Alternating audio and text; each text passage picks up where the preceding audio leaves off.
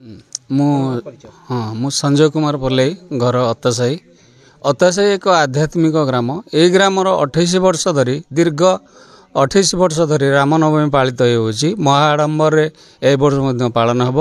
आ संपूर्ण रामायण प्रोजेक्ट जरिया आम ग्रामवासी तथा आंचलिक लोक मानू यार गोटे आनंद अवसर घटेबू एवं एथिपाई आम समस्त ग्रामवासी सर्वे स्वबंधु सुखीन काम आगे नबू यह हूँ मोर कामना आम क्लब तरफ अशेष अशेष धन्यवाद। मो ना श्री कृपानिधि कर ग्राम कवित्रा शासन मु जड़े पूजक अनुष्ठान रे दीर्घ 28 वर्षर ये अनुष्ठान ये ग्राम ना अतासाई जाओ ये ग्रामवासी मान बहुत सहयोग भी अच्छी ये पूजारे 28 वर्ष अनुष्ठान भितर जाओ मु भी 12 वर्ष है पूजा कर